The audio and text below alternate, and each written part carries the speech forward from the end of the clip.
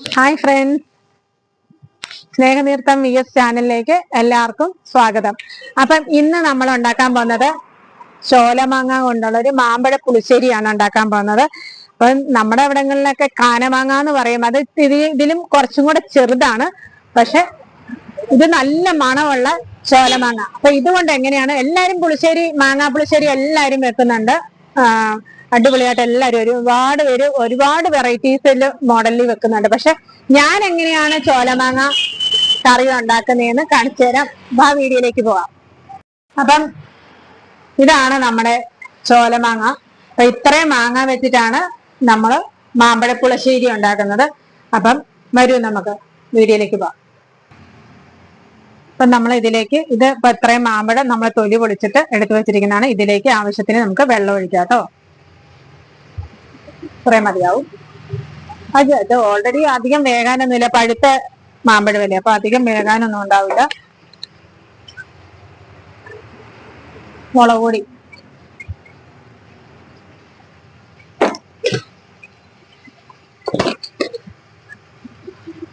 ശകലം മഞ്ഞപ്പൊടി,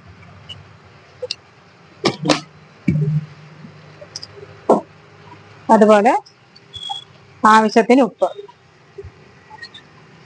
ഇതെല്ലാം കൂടെ ഒന്ന് ഇളക്കി ഒന്ന് മിക്സ് ആക്കി വെക്കാം കേട്ടോ.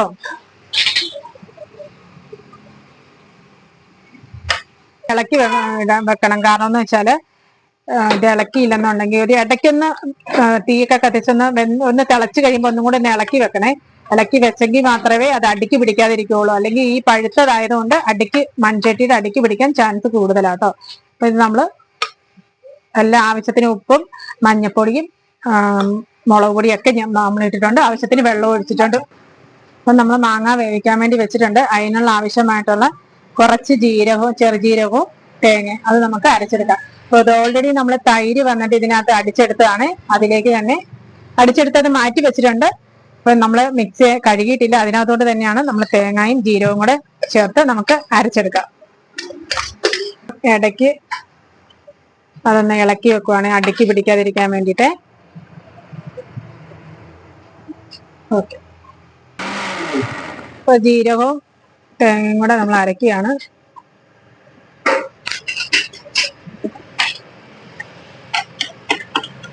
കുറച്ച് നല്ലവണ്ണം അരച്ചെടുക്കാം കേട്ടോ.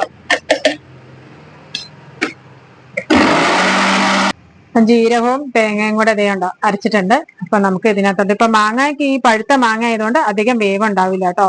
അപ്പൊ അതിലേക്ക് നമുക്ക് ജീരകവും തേങ്ങ അരച്ചത് ഇതിനകത്തോട്ട് ഒഴിക്കാം.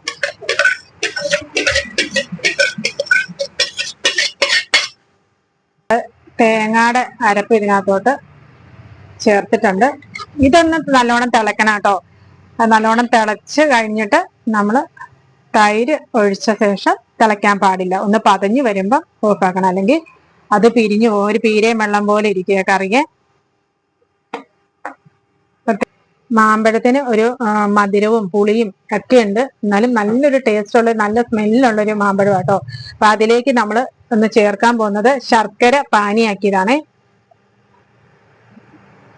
അത് കല്ലും മണ്ണും ഒക്കെ കാണും. അപ്പൊ ഞാനിപ്പം നല്ലവണ്ണം നരിച്ച് ഒഴിക്കുക. എന്നിട്ട് നമുക്ക് ചോവിനെ ഇളക്കി കൊടുക്കാം.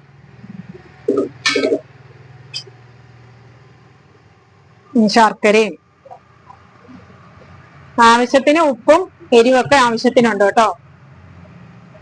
അപ്പൊ നമ്മളത് തിളയ്ക്കുമ്പോ തന്നെ നല്ല മണമാണേ. എനിക്ക് മധുരത്തോട് എനിക്ക് അധികം താല്പര്യം ഇല്ലാത്ത ഒരാളാണ്, എങ്കിലും ഈ മാമ്പഴ പുളിശ്ശേരി ഭയങ്കര ഇഷ്ടമാണ് കേട്ടോ. തീ ഞാൻ കുറച്ച് വെച്ചിരിക്കുക കേട്ടോ. ഇനിയിപ്പൊ ഇതിനകത്തോട്ട് തൈര് ഒന്ന് അടിച്ചു വെച്ചത് ഒഴിക്കാം കേട്ടോ. പക്ഷെ തൈര് ഒഴിക്കുമ്പോ തന്നെ തിളയ്ക്കാൻ പാടില്ല, ഒന്ന് പതഞ്ഞു വരാനേ പാടുള്ളൂ. ഞാൻ തീ മാക്സിമം കുറച്ചാണ് വെച്ചിരിക്കുന്നത്. ഇപ്പം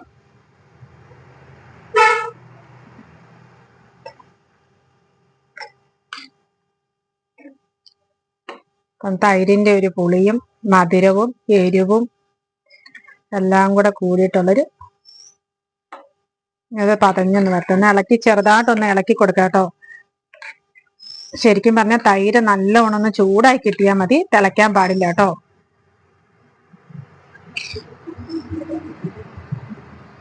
ചീഞ്ചട്ടി വെച്ചു. ഇനി അതിനകത്തോട്ട് കുറച്ച് വെളിച്ചെണ്ണ ഒഴിക്കുക കേട്ടോ. വെളിച്ചെണ്ണ ഒഴിക്കുക. അതിലേക്ക്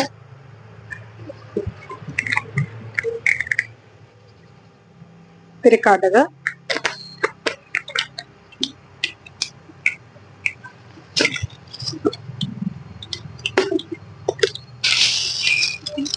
അതുപോലെ കുറച്ച് ഉലുവ,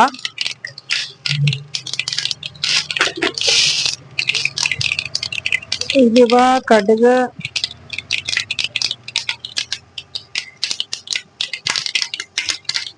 ഏകദേശം ഒന്ന് കടുകൊക്കെ ഒന്ന് ഏകദേശം പൊട്ടി തീരാറായിട്ടുണ്ട്. അതിൻ്റെ കൂടെ ഉള്ളി ഇടാം. ഒന്ന് ഇളക്കി കൊടുക്കാം. അപ്പൊ ആ മോരുകറിക്ക് ആ ടേസ്റ്റ് നല്ല, ആ മോരുകറിയുടെ ഒക്കെ ഒരു ടേസ്റ്റ് വരും.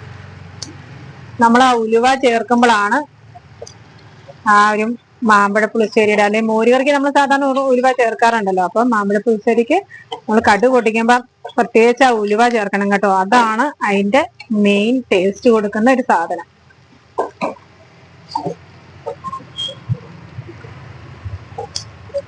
ഉള്ളിയൊന്ന് ചെറുതായിട്ടൊന്ന് ബ്രൗൺ ഷെയ്ഡ് ആകുന്ന സമയത്ത്, ബ്രൗൺ കളറ് ആകട്ടെ, ഒന്ന് ചെറുതായിട്ടൊന്ന് മൂത്ത്. ഉലുവ അധികം കരിയാൻ പാടില്ല. കരിഞ്ഞു കഴിഞ്ഞാൽ അതിനൊരു കയ്പ് രസം വരുവേ. അത് കഴിഞ്ഞാ ഇപ്പൊ ഒരു ഏകദേശം ഒരു മൂപ്പായിട്ടുണ്ട്. അതിന്റെ കൂടെ നമുക്ക് വത്തൽമുളക് ചേർക്കാം.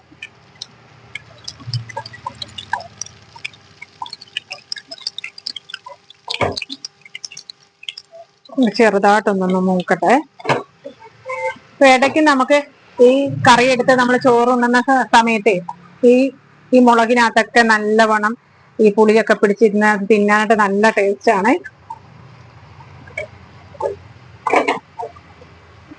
അത് മൂപ്പായിട്ടുണ്ട്. ഇനി നമ്മൾ ഇതിനകത്തോട്ട് ചേർക്കേണ്ടത്, മെയിനായിട്ട് ചേർക്കേണ്ട ഒരു സാധനമുണ്ട്, നമ്മുടെ കറിവേപ്പില.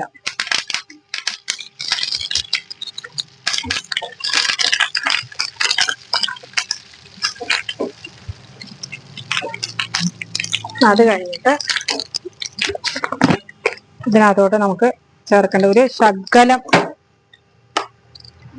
മുളക് പൊടി കേട്ടോ. ആ മുളക് പൊടി ചേർക്കുമ്പോഴാണ് ആ എന്താ പറയാ ഒരു ചുമന്ന കളറിൽ നമുക്ക് ആ മാമ്പഴ പുളിശ്ശേരിയിൽ അത് നമ്മൾ ഒഴിക്കുന്ന സമയത്ത് ഒരു ചുമന്ന കളറിൽ ഇങ്ങനെ പൊങ്ങിക്കിടക്കുവേ. അപ്പൊ നമ്മുടെ വറവല് കറക്റ്റ് ആയിട്ടുണ്ട്. ഇത് നമുക്ക് അതിനകത്തോട്ട് ഒഴിക്കാം. അപ്പൊ നമുക്ക്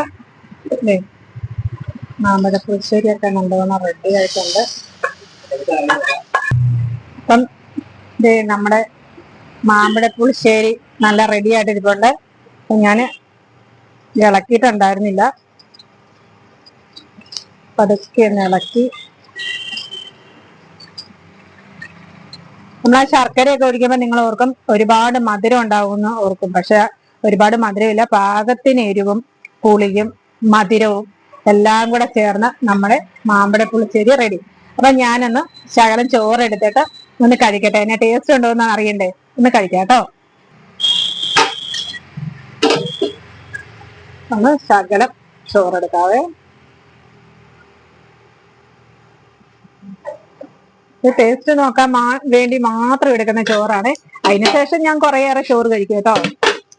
ഇതാണ് നമ്മുടെ റേഷ്യനരി ചോറാ കേട്ടോ. അത് ഒരു മാങ്ങ. ആഹാ, ഒരുപാട് ചാറ് എനിക്ക് വേണ്ട, അതുകൊണ്ട് ഞാനൊരു ശകലം ചാറ് എടുക്കുന്നുള്ളൂ കേട്ടോ. നമുക്ക് ഇതൊന്ന് അടച്ചു വെക്കാം. കഴിച്ചു നോക്കട്ടെ കേട്ടോ.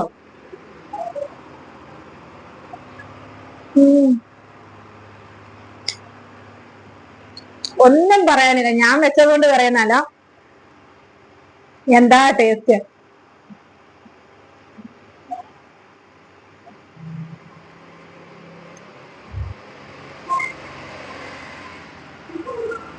ഓ മാങ്ങായ പിടിക്കാൻ പറ്റുന്നില്ല, ഭയങ്കര ചൂടാണ്.